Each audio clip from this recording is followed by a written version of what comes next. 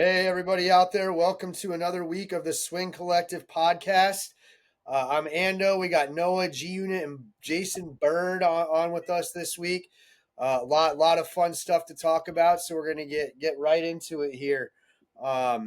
Interesting week I had last week. I'm fully in the throes of my indoor golf league.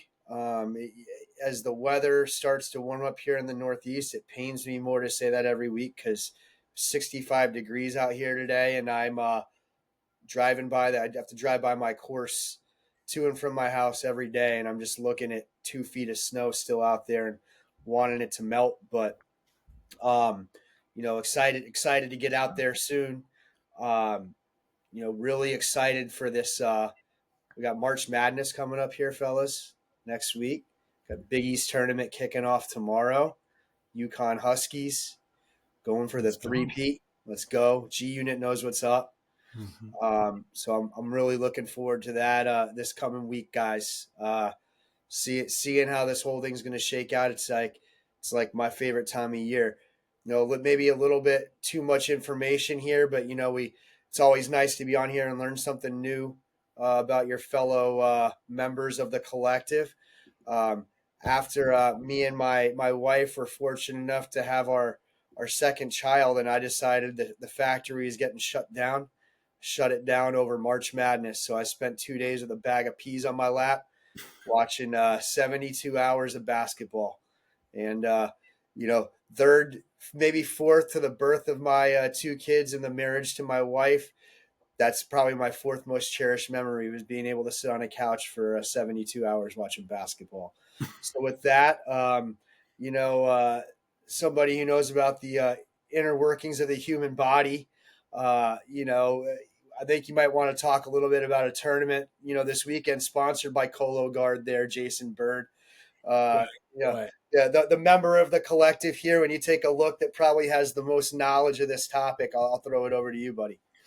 Ando was just jealous because before we went on the air, we were talking about colonoscopies and me being the elder statesman of this collective right here. I've got to walk that walk, and I get to do it again in about a year.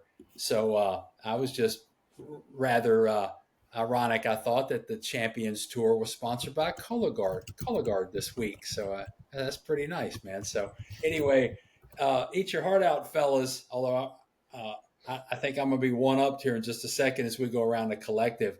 Being that I live a little farther south than the rest of you guys, we are playing golf here. I'm going to have to mow this weekend. It's starting to sprout up here. It's going to be in the 60s and 70s this week. We've been out on the course now for a couple weeks, and I'm happy to report to the collective that I've been in the sim quite a bit. I've been out on the course now a handful of times. And I actually played 9 holes yesterday that didn't suck, which was nice because it has not been a great start. I did go through a swing change and a grip change over the last couple weeks. So it's been a little rocky, but things are coming together. I meant to play 18 yesterday. The guy I was playing with, it was cold. It was windy. He forgot his Percocet. True story. So he was kind of rocking in the cart about the 7th hole. So let's just cut this thing off at the turn, get a rain check for the back 9. That's what we did. But I was on pace to maybe not break 80, but just be in the low 80s. I was 5 over at the turn, which was not bad for me at the state of what my game has been in for the past few weeks, man. But everything's starting to come together. Found some great videos and some drills that have been paying dividends. So took a break tonight so I could hang out with you fine fellows. Be right back at it tomorrow, man, because I'm bacheloring it up this weekend. So y'all know boy. that means the trifecta. That means golf Friday, golf Saturday, and golf Sunday. So that's exactly what I've got planned. But while I could brag all day long about all the golf we're playing down here while you guys are looking at snow, we've got a member of the collective here that took a trip that made us all jealous. So, G, why don't you tell us all about that, my man? Yeah, so got out to Torrey Pines about a week ago. Had some business meetings out there, and just stayed through the weekend. Wife was not happy about it, but when the Mecca calls, It's a wonderful place. I played the North Course on Friday off the wait list, and the South Course on Sunday from an online tee time, just with locals, with strangers. A couple of scratch golfers in each foursome, which was really cool. A lot of good golfers out there, which makes sense because San Diego, as far as I can tell, is about heaven on earth. Perfect weather. It's out west, so it's sunny, but it's by the coast, so you still got some humidity in the air. They have And the any grass. paragliders out there while you're on the course? Did I what? Do you see any of the paragliders Yeah, so flying that around? Oh, that's that cool. glider port or whatever they call it is like always going. So like the whole time you're playing golf, like there's gliders right above your head on the fourth hole at South. That's cool. Um, yeah, it's awesome. I mean, it's so beautiful. It's not fair. I mean, I would call it the Beth Page of the West Coast since it's public, but it's just on these cliffs on the Pacific Ocean. It's Wow. unbelievable. North Course is different grass on the greens, and the rough isn't quite as hairy there. So front nine on the north, I was on about 3 hours sleep for various reasons from the night before, but I got 41 on the front. And I was feeling good, and then just kind of started having beers and kind of couldn't hit it Attaboy. straight on the back. Enjoying the sunset, the wind picked up. I'll blame all that, but 86 there, 87, sorry. But I was happy enough with that. But then South Course, so I'm like, all right, let's do it. This is U.S. Open course. I played them both at about 6,800 yards. South Course is the hardest golf course I've ever played in my life. Wow. I don't know how to describe the rough other than to say, maybe you call it a rubber cabbage. I don't know what it is, but it looks similar to rough in the Northeast, but it is so dense and so healthy from that beautiful weather that it just stops your club immediately. I had a hell of a time getting out of there, and it's not like the fairways are extra generous on a U.S. Open course. So we came away with a 101. I parred the last two holes trying to break 100, but couldn't do it. But thrill of a lifetime. I don't know if I'll ever get out there again, but can't recommend it enough. It's also compared to a Kiowa or a Pebble, it's half the price of those or less. So I got out at the local rate because they delayed my time by 10 minutes, which was nice for just over $100 on North. The South course I booked online is over 300, but there are courses that are double that. So Yeah. Sure. it's an amazing place. Definitely recommend it. One of the best pro shops I've ever been in. Got some gear, and beautiful memory. So very blessed. Well, and I gotta imagine it was playing a little more difficult because they just had two tour events there in the past month. So Yeah, it's funny. It's actually the second tourney court Genesis sponsored tourney course I played in the last year. When I oh, played that's right. Renaissance Club in Yeah, Scotland, it was 2 weeks before the Genesis Open there, Scottish Open. right. So it was funny going around there, still taking down the stands from the pro event a couple weeks before, where Cool. Ludwig won. But I parred that 18th hole, tough hole. You got a nervy little shot over a pond on the way in, and yeah, just definitely get out there. For Love it. sure. Noah, what you got, buddy? Uh, Still haven't played my first round yet. Still a little cold. Um, I went to the range a couple days. Today was definitely a day. I probably could have got out there and played a round if I knew it was going to be this warm today, but hit really well. The new irons in the bag, they're Oh, fantastic. yeah, nice. They're doing really well. This is my first set of Ping golf clubs I've ever owned. So the driver is fantastic. So just really excited and looking forward to get out and play. Spent last night hanging around the house watching college basketball. It is March Madness. Watched Wooford and VMI, and they're playing Furman right now. It's neck and neck. Love this time of the year. I think it's the best. Vince. It's the best 3 weeks of sports I think we have in America. It's better than playoff baseball, basketball, football. So Yeah. just looking forward for the season to get started. So Moment of silence for our Radford Highlanders. A valiant effort, but fell in the semis of the Big South. There'll be no NCAA dance. There'll Yeah. be no 16 seed for us this year. R.I.P. R.I.P. But I gotta agree with Noah because every year that the ending of March Madness coincides pretty closely with the Masters, and then it feels like as we're running into there, it just starts running us into the high speed golf season, and I know that's what we all love here, and that's obviously what brought us here for the collective, and um, yeah, man, this next month just seems to be where it's going to be at, and kicking us all off, and I can't wait to get out there and play golf with some of you guys, especially. It feels like it's really coming, man, because the Hawaii courses give you a little taste, right? It's like, oh man, it's almost like when if you're a big baseball guy and pitchers and catchers report, it's like, yeah, they're all in Hawaii, man, to kick it off. And then you get a little taste with California, and we get the Tories and we get Riviera most years. I look forward to them getting back there. And you get the Pro Am at Pebble and those things that we love. But here's where it really starts picking up steam, and Kapalua is always where I start getting excited. Yeah. yeah, man, for sure. With that Florida swing, and then before you know it, man, it's north to Georgia, and then all hell breaks loose, man. So I'm with you, Ando. That's fantastic. Yeah, the one in every year, I'll say it was actually the one we just had this past weekend, the Arnold Palmer, that I really start feeling like, okay, we're getting into. I don't want to say some of those other tournaments aren't good, because those. I mean, we were just talking about it before we went on air about Torrey and how challenging that course is, but I feel like every year when they're at Bay Hill, and Arnie, that you got the API, and it's, you just have that memory of Arnie and just all those cool stories. That's when I really start feeling that itch. And, I know G Unit, you're going to lead us in here into the Arnold Palmer Invitational. So really excited to talk with you guys a little bit about that. But before I throw it to you, G Unit, one interesting thing I heard yesterday, and this one blew my mind. They was listening to golf radio, running some errands with my kids, and one thing I found really interesting. They had the CEO of Innovative Brands, who owns the Arnold Palmer beverage business, on the radio.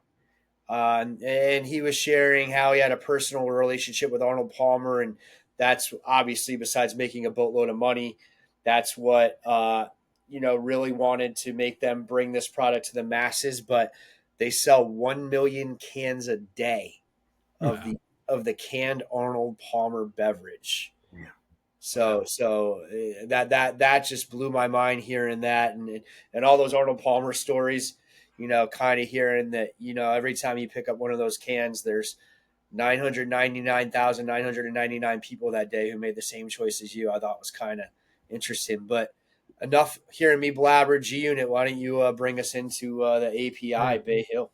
Yeah, no, I mean, just to finish your thought there, I've heard that Arnold Palmer, I don't know where he stands, now posthumously or whatever, right? He passed away. But he was one of the wealthiest athletes of all time. I mean, the things that he did off the course in the business world are amazing. You want to hear? Well, let me just compound on that. Then I'll let you go.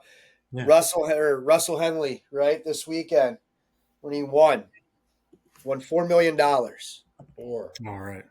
Do you know how much money Arnold Palmer made in his career in golf events? 3.6. It was like $4 million. $3.6 million. Yeah. So that's where we stand today in the game of golf. Some of that's inflation, but yeah, Arnie made, I think, hundreds of millions off the course. Yeah, on that drink, and being from the South, I might get my Southern card taken away from me, but that's 1 million cans of wasted beverage. Whoa. That's a good way to F up some really good lemonade. Oh, okay. You're a lemonade. You pour tea and ruin the lemonade, because tea tastes exactly like it looks, and it's exactly like what it is. It's dirty water. You pour all that dirty water and ruin that lemonade. Fire, Mr. Byrd. No tea for me. Well, that'll be a future big up, slow down segment. I think so. Let's get cooking on this tourney, y'all boys. So Russell Henley, a name you've probably heard about. I think he's 35 or so. Yeah. He has won before, and he had an incredible chip in on the back nine, and he takes the tournament. I heard he either said to his caddy, and it was mic'd, that he thought there was no way to stop the ball at the hole. Right. So he did the only thing he could. He put it right in the hole. Yeah, and he didn't make it. That thing's still going. Yeah. And Morikawa shoots a respectable 72, but is getting a little bit bashed for maybe not going at enough pins. I mean, I thought his shot on the last hole was reasonable. You saw it was more aggressive than Henley's line. Made a bad putt, but then imagine the nerves coming back to make that putt to just put the pressure on Henley that he's got to make that last one. I thought that was good. Um, throughout the week, we saw some big names. We saw Rory in the mix for a bit, Day. Some of them fell off. I mean, that's a golf course that I don't love the look of it. It's kind of another one of those watery, condo-y Florida courses. But, having played the Bear Trap, I know there's some courses down there that when they get them firm, and if they've got enough length and they got that fuzzy, awful Bermuda grass thick enough, they're tough. And you saw that. I mean, Rory said it's a course you got to keep it in the fairway, and he didn't. And there was no way to score on that course if you were not in the fairway. Similar to what I just saw at Torrey. I mean, you don't really, you play almost any golf course that average Joes can get on, like ourselves, and you're not getting rough like these guys get. I mean, it makes it a whole different animal. Rory actually was convinced enough that his driving, suffered enough that he switched back to his old driver after this week, I heard. So I like a course that tests people. Some people like a birdie fest, but I like what I saw this weekend. Another thing I saw, and it was noteworthy, I thought, Henley makes that short putt, wins the tournament, first time, long time for him. He's one of those guys who's, I think top 20 in the world, but a win is super meaningful for him. And what does he do? He kind of gets him into the Ryder Cup. I mean, that's huge. He's fourth in the Ryder Cup. This was a signature event? Signature event, yeah. Yeah, so, I mean, what does he do, though? He goes right over and gives a handshake to his competitor there. His daughter comes running out. That was a nice moment. But you did not see, the club in the air. You did not see the fist pump. And that's something that, I think different sports go in different directions. In the NFL, over celebrating used to be a penalty. Now I think they allowed it because they decided the fans like it. And I think there are certain golf fans who would like to see a little more emotion at a Russell. I think, golf is a sport with a heritage of a certain level of etiquette. And I think there's something to be said for that. I think it goes hand in hand with the discipline required to become a great golfer. Tiger sort of changed the game as far as that's concerned, but I don't think somebody who was a little more old school, a little more contemplative upon a victory deserves any shame. So that's something that you're going to think in the next segment, you're going to maybe bring that back for some. Hey, I break the rules, Byrd. You know what? I'm doing that segment right now. So that's my, big up to him. Slow down to anybody who's hating on it. I think what he did is just fine. Golf's a little bit different than other sports. Right. Well, I'd love to hear from some of you other guys about, what you saw this weekend, players you're watching, moments that you'll take away from the Arnold Palmer. Yeah, man, I loved it. I'm going through Full Swing as we speak. I'm not somebody that binge watches shows. I like to watch. I like to think about stuff. Another show that maybe some of my fellow collective members are watching right now, Severance, is kind of the show that people are watching on Apple TV. I've been watching Severance since it came out, and I like the fact that it comes out once a week. I've got friends that lets every episode hit, and then they can binge watch it. I like to watch it, and I like to think about it for a week until the next one comes out. So when an episode or a series like Full Swing comes out, I don't like chewing through it in a couple of days. I like making them last. So as coincidence will have it, I just watched the Zurich episode when Rory and Shane Lowry teamed up last year. And then lo and behold, they're both at the top of the leaderboard. They're both hitting a lot of leaderboards lately too. Yeah. So selfishly, I wanted a duel on Sunday, and I wanted to see Shane, stay up there, and I wanted to see Rory nipping at his heels. And that's exactly the way I wanted to see it, with Rory coming up behind him and let them duke it out. Didn't work out that way. They both kind of fell off, as we got through the weekend, in massive fashion. I like that Colin didn't completely fall apart. I know Ando's got some remarks about that, so I'll leave those to him. But I like that course. I get what you're saying, man. Man, it was a little too dry, and I know you can't do a lot about that with the weather, man, but just some of those putts, man, you barely had to breathe on them, and they Yeah. went far too long. And when I play courses like that, I get frustrated. So hats off to some of those putts that those guys had to make.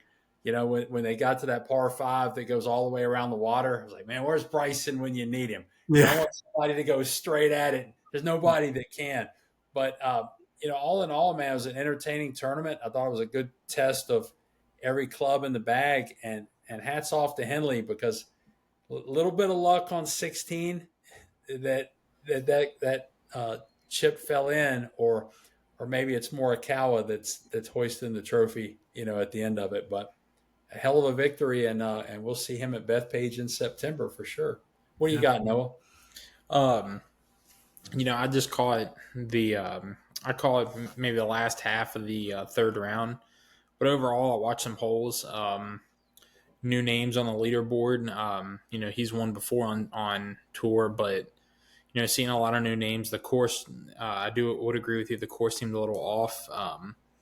I feel like a lot of these Florida courses, except for Sawgrass, really just kind of blend together for me. And it's kind of like, Groundhog Day, because they're all kind of the same. But overall, the holes that I did watch, I felt like the quality of play was really good. And then, this is a good segue in the next week with the Players next week. So, awesome.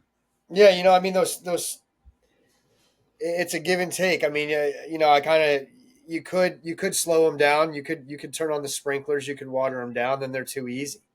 Then they're able to really tear it up because they get those balls to stop, and it takes kind of the challenge out of the course.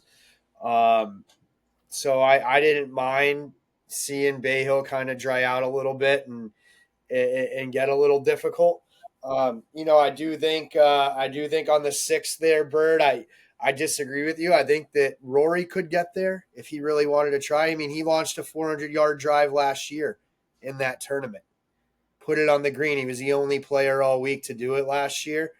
I just don't know if the risk reward's really worth it. I mean, kudos to Bryson for going for it when he did it that year. And man, that was cool to see. I just don't know if some of these guys think the risk reward's worth it. But I agree.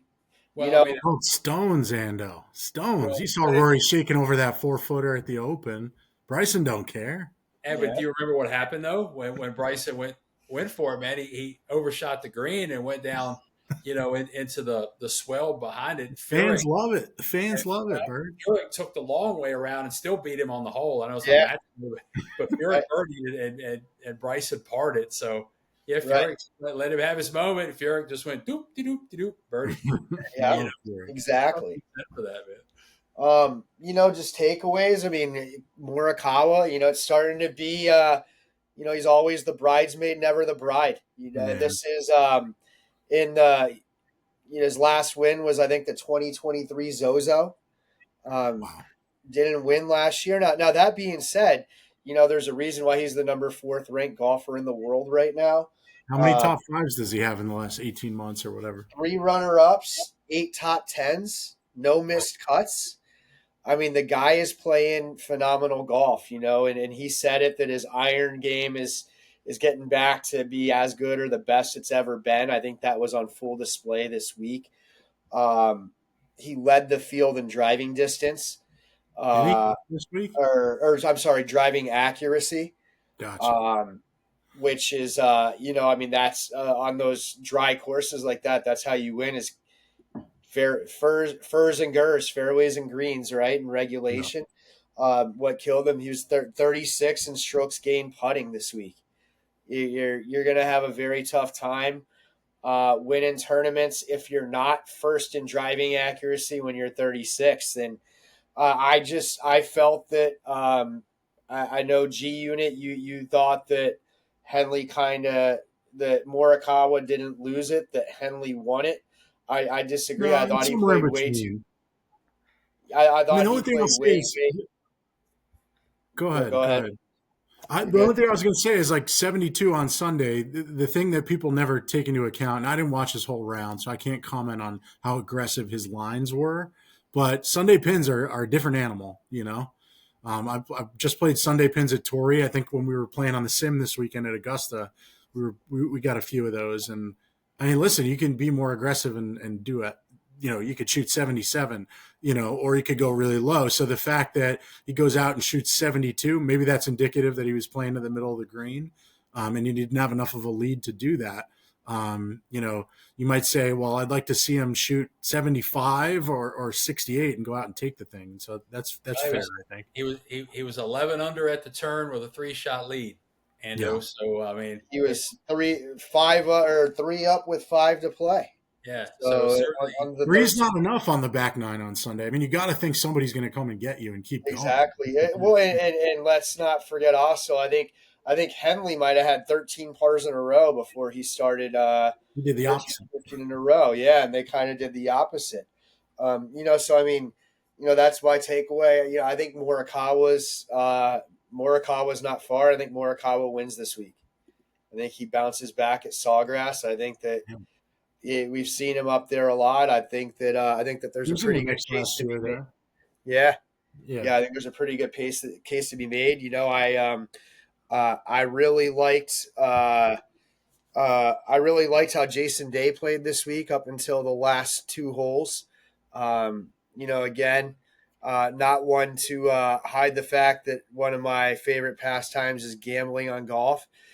Unfortunately for guys on the PGA Tour, if you find out that Ando is bet on you on Sunday, you're not good. Death. Because had to catch myself there to keep it G-rated for the kids. But Jason Day, that was my guy. I went with him on Thursday afternoon, rode the ups and downs with him, rode it all day yesterday, and then man, what a disaster that 16th hole was. And to G-Unit, back to your point, what you were saying about Morikawa, maybe there's times where you get too aggressive, and he was 2 back at that point. He was 8 under. Morikawa was at 10 under. You make a birdie there, you're 9 under, give yourself a chance to make birdie on 18, and now you're looking at maybe a playoff. Who knows what the guys do behind you, but they could do the same thing that he ended up doing. And then just to compound it and flub 2 chips there. I love Jason Day. He's one of my favorite golfers in the world. But I think that there's been a couple times where we've seen some instances where you make some mistake, he compounds it because he just kind of gives up a little bit, it seems. And I think if he could avoid doing some of that stuff, there's a chance that we could see him here in the this part of his career start winning some big tournaments again, because he was right there, and I think he's playing some really good golf lately. Jason Day is spending too much time on the runway and not enough time on the fairway. That's what I think. Yeah. Morikawa T45 last year at Sawgrass, by the way. Okay. So hey, he'll improve on that, I think, at the very least. No doubt. But I mean, and again, guy's number 4 in the world right now, so playing some pretty good golf. Just needs to get that win to get himself kick-started again. So that's what I have for you, G-Unit. Where are we going now? Let's see what we got on the agenda here, folks. Well, we got the players. Might as well talk about that, man. We can talk about that. Come on. So come on, I'm giving you Scheffler for the 3-peat, Ando, or I'm giving you the field. What do you got for me, baby? I mean, I think that Scheffler's in contention on Sunday. We've talked about this on this show several times now. I think that there's just way too many good guys. It's really hard to say somebody definitively is going to win it. Now talk to me in June. Maybe if we get a guy that's won 3 or 4 tournaments, and starts putting together a year like Scotty did last year. I mean, I will tell you, I still need you to slow down on that Scotty Scheffler's wash talk that you talked about in episode 3. Scotty's got the number 1 par 4 scoring average on tour this year. He's 3rd in total strokes gained, but he has fallen off significantly on driving. He's 130th in total driving, 97th in distance, and 112th in accuracy. So that might be injury related. If he figures that out, he'll be right back in it. So for everyone on listening to us now where we're at on Apple Podcasts, they can't see Byrd's face right now, but he's just shaking his head, laughing at me, disagreeing with his opinion. So that's what I feel. I'm going probably field man because I think that Morikawa was going to win it this week. Well, I love Scotty Scheffler. He's easy to root for. I love everything about him, and certainly you can't have a season like he did last year and expect that he's going to run it again. I'd love for him, put another major or two under the belt and start building a legacy. He's a great man to do that. Winning any tournament 3 years in a row is tough. So the sensible pick is to go with somebody coming out, from the field. Oberg's going to have an excellent chance to do it. He's playing some hot golf. He was stymied a little bit, by Bay Hill this week. He'll be looking to rebound. And man, Rory is still playing some outstanding golf. Last week, he was up and down, but I think this is the year he wins a major, and the Players is a fifth major. So maybe he gets it done this week. Maybe he gets it done, one of the other four. Personally, I'd like to see him do it in Augusta and complete the career Grand Slam. I think that would be fantastic. But, I'm just hoping for a compelling storyline, and let's see it go down to Sunday, man, like Phil and Serge, a decade or more ago now, something like that. Two guys dueling it out, on that fantastic finish that Sawgrass gives us. That'd be excellent. Yeah. I mean, if Scotty Scheffler's won that thing the past 2 years, if you can figure out a way to pull it out for a third time and go for the three-peat this year, I know G Unit's with me. Maybe that's a good sign for UConn basketball.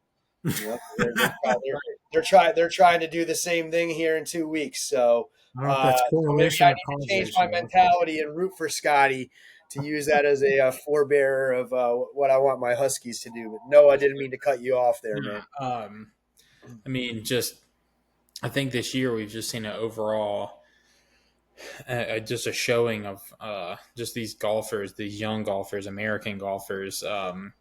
Just kind of what I've seen from early in this season. I like Keegan Bradley's chances next week at the Players. I think he's coming out, he's always been on leaderboards, but not, winning tournaments left and right. But he's come out hot this year.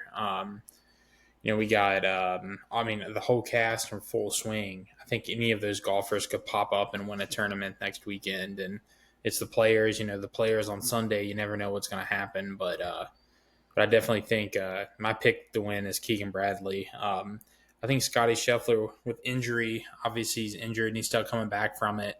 But, I think some level he's flown too close to the sun. And it's time for him to come back down and be more realistic and catch the back. And I think the pack is going to catch up. Always the hottest. Wow. Everybody has their time. Everybody has their time for you to light it up, and then it's somebody else's time. And I think this season, he's going to win more tournaments. I think he's going to win, he's going to win a lot more majors and be relevant for the next 15 years. But I think that it's somebody else's time now, so. I hope you're right. I would love to see Keegan Bradley make it onto that Ryder Cup team as a playing captain. That would be awesome. That was where I was going next, man. Do you think if he qualifies for the team, does he play? So I don't think he does. I don't think he puts himself in as a player. It's been done before or no? Oh, it has. Yeah, it has. Yeah. Who was the last playing captain? I'm not sure. Wasn't the playing captain when they did the Ryder Cup at Kiowa? Because wasn't it still like when Corey Pavin or like one of those guys was still playing? Not sure. Maybe. I want to say Arnold Palmer in 1963. Well, there you go. Full circle there. But I think he may very well qualify and he not select himself or just say he's going to captain the team. I wonder how that works, and that's something for us to dive into in future episodes. If you qualify in, do you have to play? I don't know. If you're one of the top six, I don't know if you have the option to opt out of playing in the Ryder Cup. Good question. He won't be one of the top six, so I don't think we have to worry about that. Russell Henley's number 4 right now, so Yeah, I mean he'll Long fall out of season. that. Long season. But right. Once we get into like let's say post U.S. Open, as we start making the turn for home, that's going to be some great things to talk about, man, for sure. Every time I see Keegan Bradley hitting a golf ball, it seems like he has so much speed. He just hits these bomb high draw irons. He seems like quite a ball striker. I don't actually know how long he is. He just got this like lanky frame, and he really cracks it. Well, he was, Byrd, Keegan Bradley going into Arnold Palmer was 29th in the Ryder Cup standings. Today he's 15th. He's okay. right there, knocking on the door. Okay. Yeah. He won't. That's cool. If he's top 6, we got something to talk about. I'm saying if he qualifies, but he's not one of the top 6. If he's in spaces 7 through 12, he does not pick himself, and he will strictly focus on being the captain. Well, no, I might have dreamed this, but I thought I heard he has like a burning desire to make the team and really wants to be a playing captain. That's what I heard too. I know he did for the President's Cup. That was like, but I think you're right. I think especially since he was left off the last team, right. He wants to earn it. He wants to play in another one. Well, if he does, no disrespect, because he got hosed 2 years ago, and anything he does, I'm all for it. And who made the winning putt in the President's Cup? Yeah, let's remember that too. Keegan Bradley. And it was almost my big up and slow down this week, but we have bigger fish to fry. He played well last week. That would be an interesting one. But so maybe we'll revisit Keegan Bradley on next week's big up and slow down. But I got something else to talk about as we. So let's jump into that. Let's go into big up and slow down there, Byrd. If you're new to the podcast, we are on YouTube and Apple Podcasts. Just search Swing Collective. You will find us on one or the other. And tell your friends, tell your family, hell, tell the people you don't like, because they deserve to listen to Good Golf Podcast too. You know they do.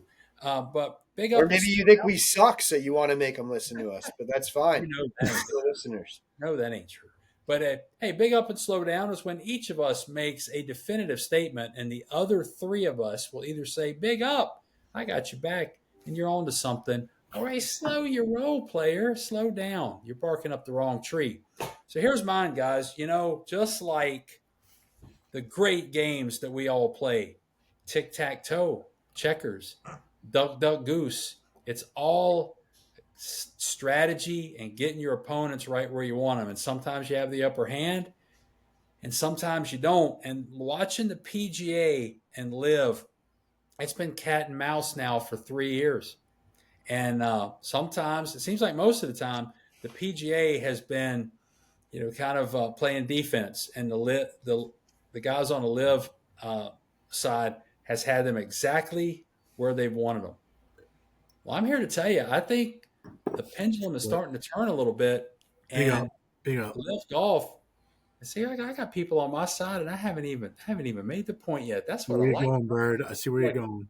This I like. So LIV Golf is actually they got some problems coming up, guys. Brooks Koepka, Bryson DeChambeau, just to name a couple guys, contracts are going to come up at the end of the season. What are these guys going to do? So y'all saw the news this week. Freddie Couples, big bros with Brooks Koepka, said, hey, I talk to Brooks all the time. He wants to come back to the PGA, and you can expect him to come back when his contract expires, which got Phil Mickelson active on X, formerly known as Twitter. And what did he say? And I actually agree with Phil, and I hate to do that. Man, I hate to do that. But I agreed with Phil. He goes, Freddie, if what you say about Brooks is true, you're blowing up the guy's news. It's not your story to tell. And if what you're saying is not true, you're just spreading rumors. Either way, you're a jerk. And I kind of agree with what Phil's saying there. But it does bring up a good point. If people like Brooks and Bryson leave and start heading back to the PGA, there is not a wealth of talent to keep LIV going without them. So my big up, long-winded as it may be, is that LIV is going to face a drought of talent should some of these contracts expire and guys start heading back to the PGA. Advantage PGA Tour. I agree the momentum swung, but I got to slow down on because they have unlimited money and money talks. They're not going to let themselves get embarrassed like that. That's what I think. Right, but who you got coming back? I mean, I went to a Oh, live that's event. a problem. I agree. Well, They have hear me no out. Hear me pipeline. out. Hear me out. Yeah. Hey, like Anna Nalick said in a great song from the '90s, "Just breathe." Okay, so when I went to a live event last week, you look up at the signs and you got like the captains, right? And yeah, you got Brooks and you got Bryson and you got DJ and you got Phil, and then you got like Gladys Knight and the Pips behind them, right? I Who? don't go to a golf tournament to watch the Pips. There's not a lot of star power in those other three people sitting behind the captain. You lose Brooks, you lose Bryson. I'm just saying, man, you got Ian Poulter and a bunch of mountain goats back there, man. It's like, who's coming? Who you going to recruit? And maybe you might be right. Maybe they got, maybe the Russell Henleys of the world start coming over. But until you start recruiting some more talent, been a long time since a John Rahm went over, is all I'm saying. Yeah, I mean, I think you got to slow down with that one. Like G Unit's camera right now, it's just as slow as that. It's frozen on my screen. I don't know about you guys, but listen, in theory, in concept, I get where you're coming from. There is not until we start hearing more information coming out of the tour. We start hearing from Monahan. We start understanding what the path is back. I don't see those guys coming back until now again, that this could change in a week or two. Who knows? But from what I've heard in the past 2 weeks, stuff I've read, nobody I think that has been in some of these meetings at the White House and has met with some of these people feel that a deal is any closer now than it was a year ago, which surprised me. I thought here and after those meetings, you would hear, yeah, we're making good progress. I think that they're still really far apart. There's also the DOJ aspect of this merger and trying to get the blessing from the Department of Justice to let that thing happen, which has not happened yet. And it's very now I know that the human being who resides in the White House thinks that it's something that he would like to see, but it still has not happened. I think until those things get ironed out, you're going to have a tough time. And look, these guys that left, maybe they're having some buyer's remorse now. It's a lot. I find it kind of funny and insulting in a way almost that it's like, oh yeah, I got my $400 million. Now I'm really sad that I left and I want to come back. I mean, Well, we if don't we even were know it's not on true. camera, if we weren't on YouTube right now at Swing Collective and on Apple Podcasts at Swing Collective right now, I would be using a lot more colorful language on how I feel about that. Not that I don't want to see those guys. Everybody in the world knows that the game of golf is better when these guys get to play together. Look at the majors. The majors are better. The majors are won by some of those guys. Would love to see them again. I just don't see a path for them being able to come back right now. And I don't think that the PGA Tour will allow them to just come back once their contract's up. So once they get that worked out, is there a chance? Yeah. But I don't know. I don't know that it's imminent. I would love to see it, but I don't see it happening. Fair. Noah. Is there a neutral option on this? No. I mean, No. I'm gonna agree with you. Okay, good. I think that Live was a fad. I think that now that there's a whole platform on YouTube, I'm sure if we look at it, over the next couple of years, Bryson makes more money on YouTube than he does playing PGA Tour golf. So I think that he's gonna come back to the PGA. I think more and more people are gonna separate from Live. I think Live will still exist just because it's backed by an unlimited pocketbook. But I'm gonna say big up on that. I definitely think that there's gonna be some players next season coming back to PGA. Beautiful. If they can. I agree with Ando. They got to figure that out, but sure enough. All right, G, what you got for us? Big up, slow down. I already did it. His was the fist pump. Right, fist pump and Russell Henley not having a fist pump. I think that you could I could understand both ways on this one. I'm going to say big up to it. One of my favorite, not one of my favorite athlete of all time is Barry Sanders. Barry Sanders scored a touchdown, gave the football to the ref, walked off the field. Right now, me personally, that doesn't mean that that's what Ando does, because if Ando makes a birdie, everybody at McGregor Links Country Club here in upstate New York knows that Ando made a birdie. Both times. Yes, both times in the past 4 years I've been a member there that I've made a birdie.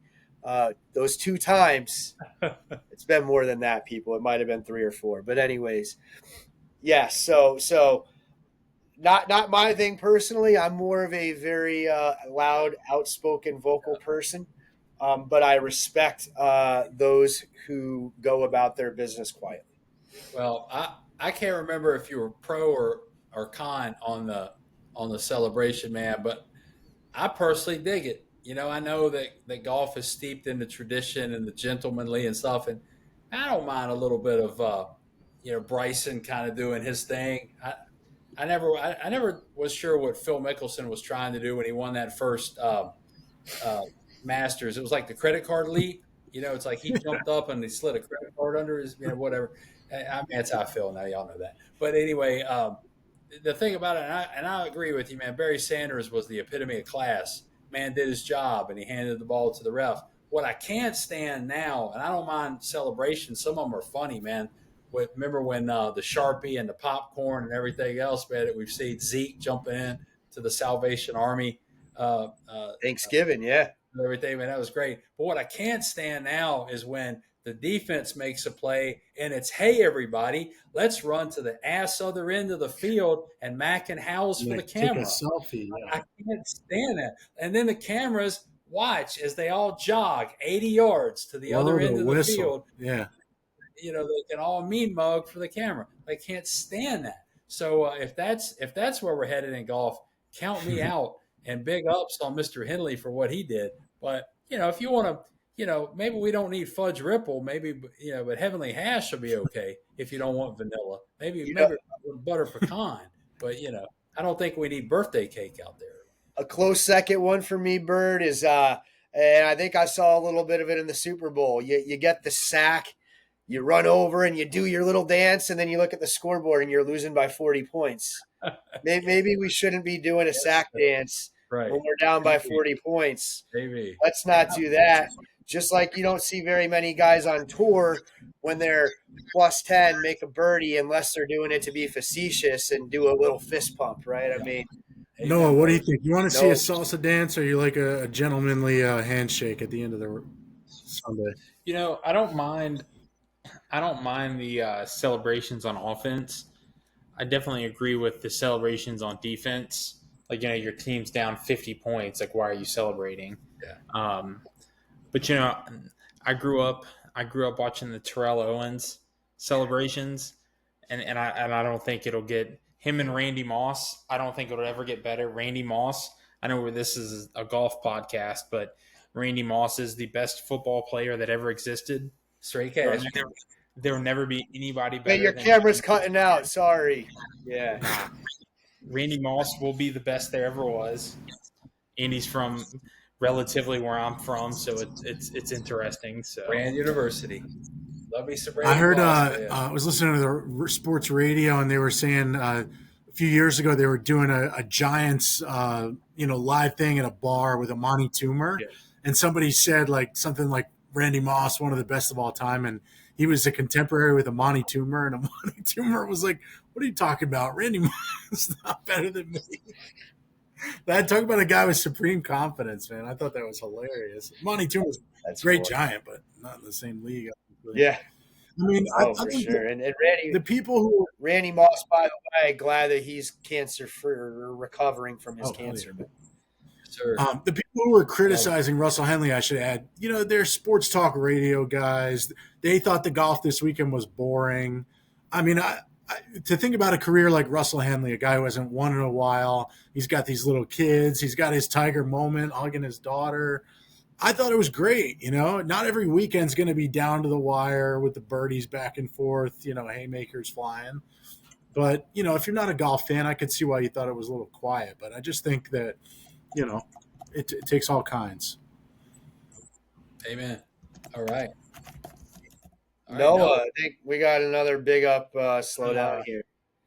So I went in a different direction with my big up slowdown this week. I think that Pro V1 has ruined the game of golf. I'm watching pros do things with a golf ball that I'm never going to be able to accomplish.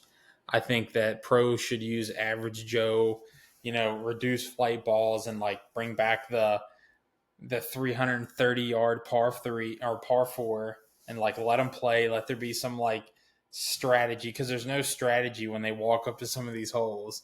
So I think Pro V1 and just modern equipment ruined the game. I think you just ruined this podcast. No. Think you saying this now, and then you're going to be sitting there a day from now thinking about it. You're going to be like, yeah, you're right. Back in my day when they used the leather ball. All right, who's going first? I'm not. I got to take some time to calm you. We're go easy on them. Man, nothing but love for you, my man. I gotta say, slow down, dude. You had me at the idea that Pro V1s are not for everybody, and they've kind of ruined the game because you got these meatheads that go to Dick's Sporting Goods and buy them by the case because they think I need Pro V1s too, so I can be Rory McIlroy, and it doesn't work for them. And I myself hit Pro V1s for a long time until I realized they are not for me. My swing speed is not where it should be. I need a softer golf ball. And when I made the switch off of Pro V1s, I play better golf. So I thought that's where you were going with it. And I was going to big up you all the way up and down the fairway. But the 330 yard par 4, I'm like, what golf ball are they could hit a bowling ball 330 yards. Yeah, man. So I mean, I don't know, man. I have a little bit of trouble with that one, but I'm with you. But it's but I love it. I love where you're going with it, man. With that and your take on the Masters being an overrated golf tournament. You don't mind putting yourself out there with some amazing takes, man. So you get the Fearless Award. That's for sure. Definitely. I love it. What sucks for him is he's never going to get, once this thing blows up, he's never going to get the Masters invite for a press pass. And Titleist is never going to send him any free shit because he just trashed their bet, the number one ball in golf. Well, that's all right. You'll get the Callaway sponsorship, Noah. And exactly, the shirts and he's carving his lane. I'm going to give him, and I will be happy to send you a postcard from the Masters, because the Masters is not an overrated golf course. It is not an overrated tournament. And that was Jason Byrd, JASONBYRD.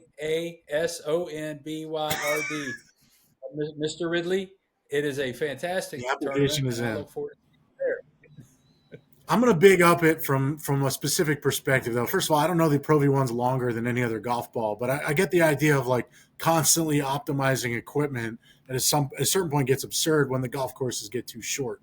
And they got to start, you go play some of these courses and you're like, oh, that's where the pros play from. And it's across the street and over the bridge. It gets kind of silly. So I'll big up that aspect. I mean, I think that a lot of these guys grew up in a generation where there wasn't as many options for really high quality balls, and they've gotten used to that ball and they stick with it. But I do think that as the array of quality equipment expands, you're starting to see, a Shoffley switch to Callaway last year. So hopefully that'll get chopped up. I mean, something like 70% of tour winners or players now are playing Pro V1. And I think the game's more interesting when everybody's kind of doing their own thing. But I play AVX, so I'm happy to hate on Pro V1. Ando, what do you got? Ando. Oh man, ruin the game of golf. I mean, what a steaming hot take. That's first of all, what is ruined about the game of golf? The golf is in a better place now than it's ever been in history. There's more people playing golf, so no one's like, man, screw that, right? Again, to G Unit's point, 70% of tour players play the Pro V1 ball for But a that should be reason, meaningless to right? us. We're not tour players. But there's two different arguments here. One of them is saying it's not a ball that's for everybody, but then saying it ruined golf, right? I, Like golf is not ruined, right? I mean, newsflash. I go out there, you go to a public course in New York City on a Saturday, right? You got to queue up a week before, and tee times are gone in 5 minutes. That's So because they're looking for their ball in the woods because the Pro V1's got too much oh, spin.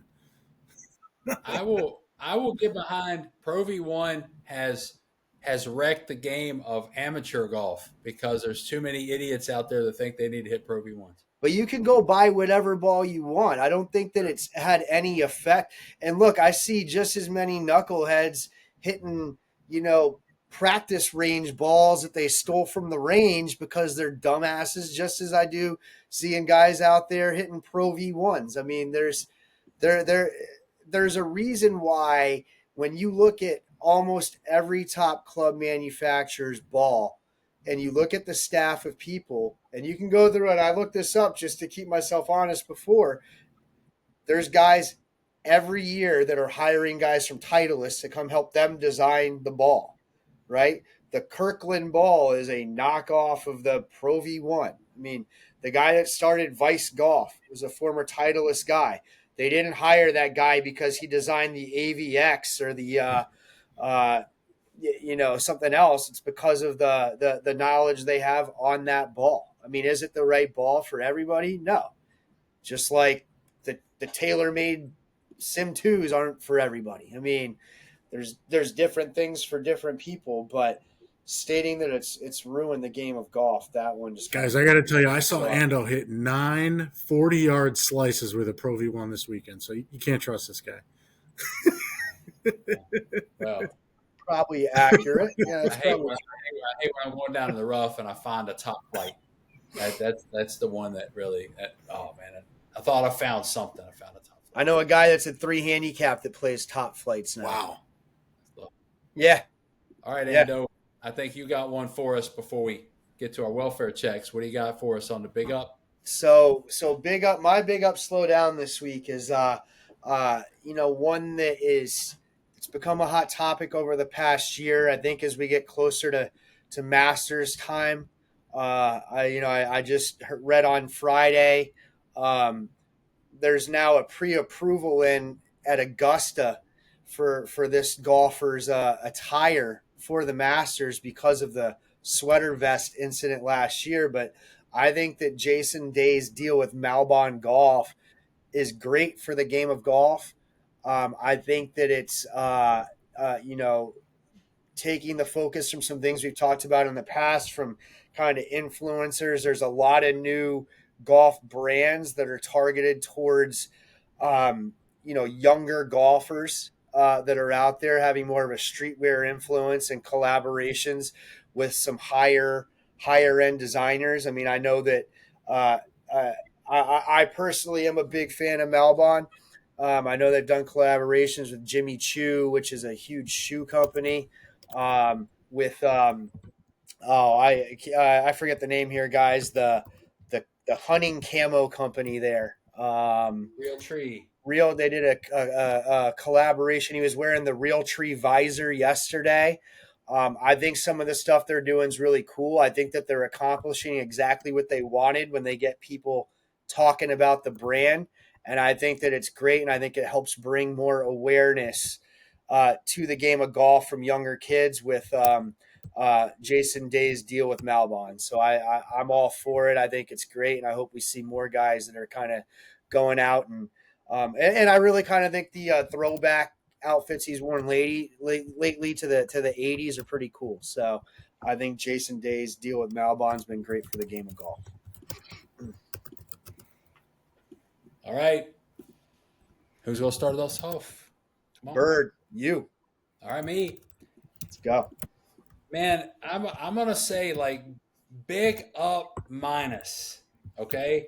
Because like I'm with you to a point, being that I was so callously reminded at the beginning of this telecast that I'm the elder statesman here of the collective. I remember when Payne Stewart struck his deal with the NFL, and he was coming out with his knickers and I call it the Bagger Vance hat, the Bryson hat and everything, and he was rocking the team colors and everything, and that was a huge hit, man. People lost their minds in a positive way as he was color coordinating the Bears and the Dolphins and everything. And it was a big hit. So I see, I see the benefit of it, and it's too many cookie cutter stuff out there. We saw a little bit of it season 1 of Full Swing, I think, with the golfers coming in and the reps coming in from their clothing deals. Here's what we're going to put you in this week, man. It was just the same old strokes, right, all the time. So I like them stepping out. And I don't care if it's Jimmy Choo or Charleston Chew or Big League Chew or a Chew, the crossovers into like the urban wear and stuff like that. It's really good for the game of golf because it's going to do what I think what you're saying is it's just going to bring different demographics and eyeballs into the sport, and it's going to grow the sport, and that's awesome.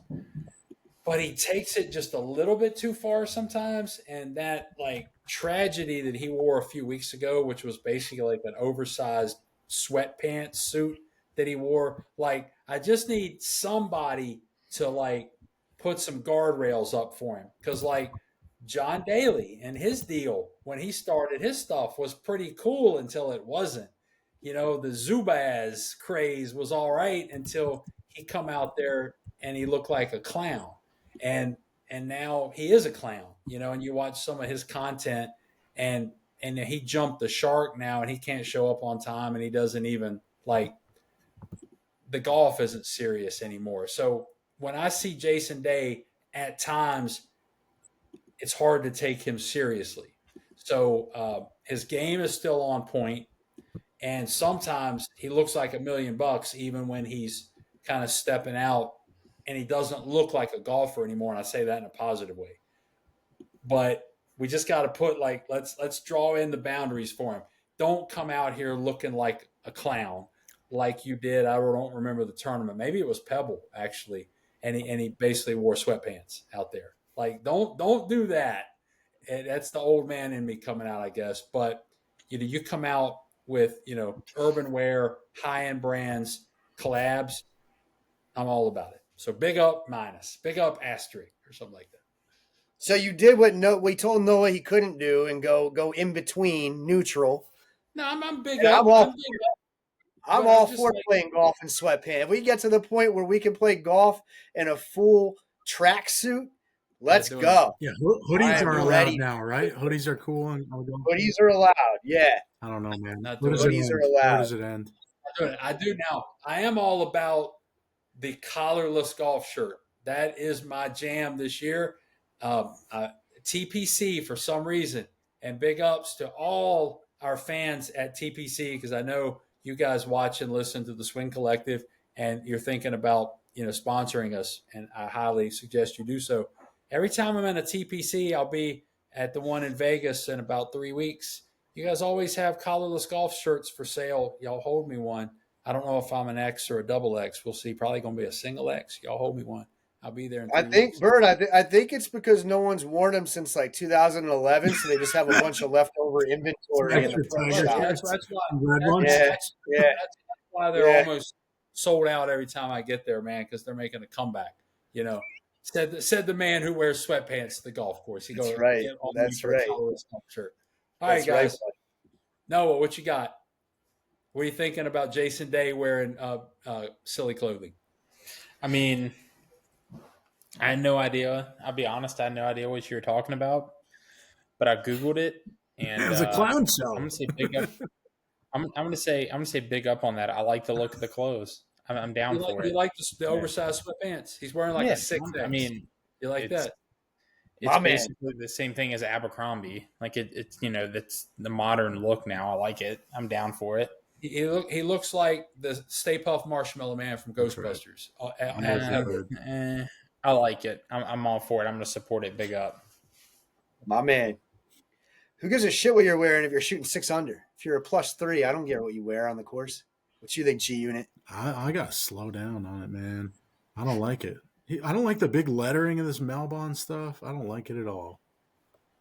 Not one bit. All right. Let's finish it up here, boys. Welfare check. Let's zoom through this real quick because I know we got some time crunches here. Bedtime. I think we need for the welfare check. Like we need sirens. We need like put on like Woo, woo, woo, woo, woo. we are coming to help. The Swing Collective wants to have an intervention for you. It's a welfare check. Well, and listen, as we get into the season, there might be a week where I'm throwing a welfare check out on myself, to be honest with you, depending on how that game goes. But this week, I'm going with Cameron Young.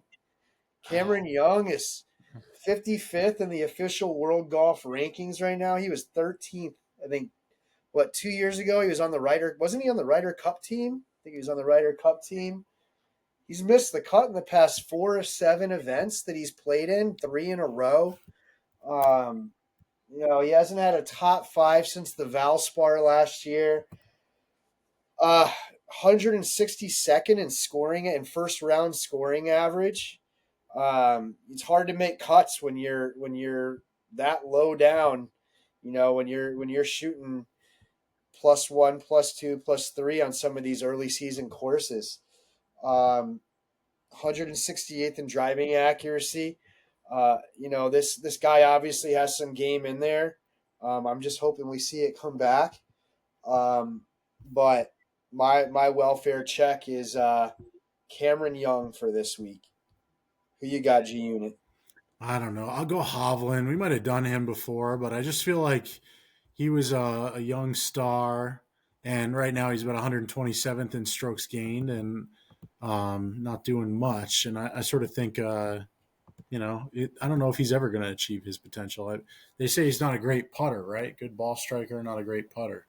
But, just doesn't seem like that career ever really fully flowered despite some moments, Ryder Cup here and there. A lot of people thought he was going to have a good year, but it hasn't happened. Did he win a major? No. Nope. Victor Hovland's name comes up a lot of times when you talk about the best golfer to never win a major. Can we even say that? Has he even won enough, though, of regular events to say that he's the best? I mean, he might be.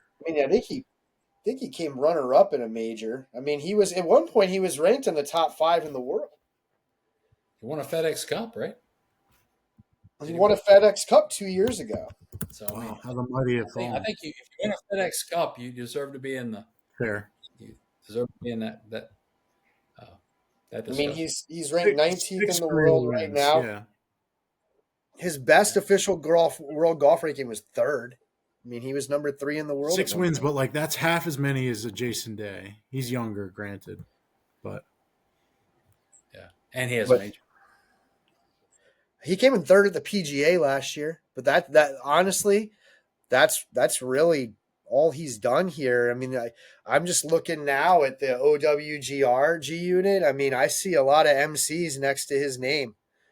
Way too many. I mean, 3 this year. Isn't he the one that's been controversial? He had a coach who, when he was playing really well, he was with, and then he kicked him out the bag, and then he brought him back, I think, last year. Brought him back. Like, he's gonna dial it in, and it just hasn't. That actually needs to be an episode, man, where we talk about all the golfers that fire their coaches, tank, and then bring them back. I think we could come up. I can't imagine the intimacy of a relationship with somebody who's like constantly trying to dial you in against the best players in the world. It's got to be intense because that requires so much work. There's so much minutia. And can you just imagine having someone, I mean, it'd be great on the one hand, but after a while, when you're just, the frustration sets in, that's a fascinating topic. Yeah. A guy we talked about, Jason Day, he had a guy named Colin Swatton that was his coach for probably 15 to 20 years. And if you know his story, it goes a little bit beyond this guy just being his coach. I mean, Jason Day had a very difficult upbringing, and this was a guy who was kind of like his mentor, took him under his wing, Right. took care of him. And then, I mean, some of those things just break down. And interesting enough, he's kind of like Hovland. He's reunited with that guy. But you're right, Zach. I mean, there's these aren't just there's a great episode actually on Full Swing, right? The current Full Swing season. There was an episode with one of the caddies, I think, talking about separating from a player and what goes into that. I think that's a very similar dynamic to a coach. Check it out. Well, speaking of welfare checks about players who have never won a major, Noah, who do you have?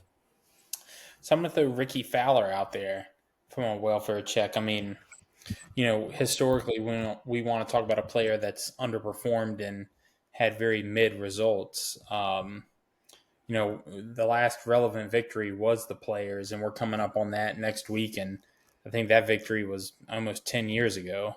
Yeah. So, he was ranked 95th in the world. So, he's barely in the top 100 now. So, Ricky, man, it felt like LA, he had a shot and took it right to the wire. That might have been his last gasp before. yeah. But we'll see. And Players, he's done that, so he's kind of got that tournament. Well, he's lost, and just one comment on Ricky too. He's lost his conditional status now, so he's going to have to Monday qualify moving forward here, get some sponsors exemptions to even be able to play in some tournaments. Yeah. So we might be seeing a lot less unless he can qualify into one of those and maybe pull out some more magic and win. So it's a bummer to see because he's all understanding he's a really good guy and he's done a lot for the game of golf. Definitely a good dude, man. You want to great welfare check call out though. That's right. All right, man. So I'll close it out here, and I'm going to leave the PGA Tour, and I'm going to go to the guy who puts the live in live, and I'm going to call a welfare check out to our boy Dustin Johnson, who in Hong Kong this week finished 54th, and we know live means 54th because there's 54 holes, 54 players, which means, hey, somebody's got to finish 54th. And it was Dustin Johnson, the only player in the field that did not finish even par or better. There was 53rd was even par. Everybody else was under par. Dustin, despite rallying and being 6 under on Sunday, was 1 over for the tournament, only player above par. And you got to work hard to have Anthony Kim beat you at a live event, although he played well this week.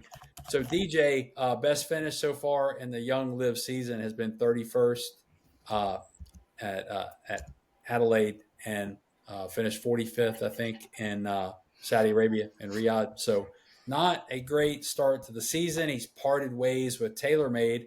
So I think they've been his brand since he came out of Coastal years ago. He's tried to follow some of his buddies and started a YouTube channel for the 4 Aces. I mean, some guys are made for YouTube. Bryson has practically reinvented himself on YouTube. A lot of people have, got the charisma for that. No offense, DJ does not. So there's just not a lot of content on there. If you go to his channel, he's just not keeping up with it like some of the other guys. So Dustin is just not having a lot of success on any front. I bet if you ask him, he doesn't really care, but still not a lot of sunshine in that man's life right now. So welfare check to my man DJ. Couple majors, but not a lot going well for him right now. Yeah, and Byrd, for those listening to us, Swing Collective out there on YouTube and Swing Collective on Apple Podcasts, I really like that you went that direction. I think kind of bringing a full circle to this whole show we've done tonight. I think part of starting to get things moving back towards integration of these tours are folks like us starting to publicly talk about this and acknowledge them as golfers and what they're going through. And, kind of recognizing that there's another tour out there and that everything isn't just PGA Tour. Right. And, hopefully at some point as we go down this show, we'll be able to talk about some guys playing out in Europe and we'll get down there. But, Dustin Johnson won in Vegas last February. Since then, might have one top 10 on live. You missed two of the 4 cuts in majors last year since Vegas last year. Just hasn't played good golf, and at a certain point, I think that you gotta start to wonder if maybe once you've gotten these hundreds of millions of dollars, you've gone out, won a couple tournaments, won some money. At a certain point, you have kids who are now getting a little bit older. You obviously have a very young wife, and maybe you want to go out and do stuff. I don't know if the focus is still there. I mean, it just kind of seems like a natural thing where once you have $500 million in the bank, and maybe you love playing golf, but you don't love grinding at playing golf all the time when you don't have to.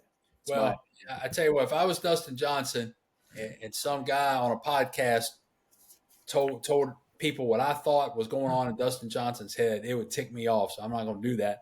But I saw Dustin Johnson years ago at the PGA at Kiowa, and you and I saw him at Pinehurst for the U.S. Open last year. Both times had an awful round one on Thursday where it seemed like as he went more and more over par, he started playing faster and faster.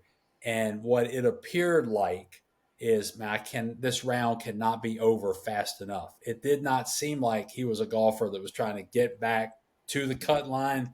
It was somebody who was trying to get back to the clubhouse as quickly as possible. So, when things go badly for him, it seems like they can go off the rails in a hurry, which that's my game. So, I know what I'm talking about there.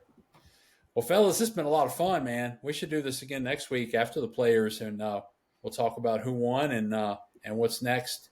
As we start marching on to April, everybody's favorite tournament except Noah, who says it's overrated. That's why they're not going to invite him. It was great, guys. Hey, everyone out there, Swing Collective on Apple Podcasts, Swing Collective on YouTube. Show it to your friends. Get us out there. We love spending time with you. Looking forward to seeing everyone next week. Hey, send us an email. Send us a message. Ask us a question. We'll put you on the air. If we can do this, anybody can, man. We'll put you on here and you come talk to us. Next week, we'll have an email address for you guys to be able to message the Swing Collective at. That's right. I give it to you right now if you want it. What is it? It's the Swing Collective at gmail.com. It's the Swing Collective at gmail.com. So is it's in the thing, or is it the Swing? ITS the swingcollective.com. Yes. Great. You send us a message. You ask us a question. We'll put you on the air. We'll give you all the credit. You can be famous just like us. Hit them straight, y'all. See y'all next week. See ya. Hit them straight, everybody. See everyone next week. Catch you later. All right.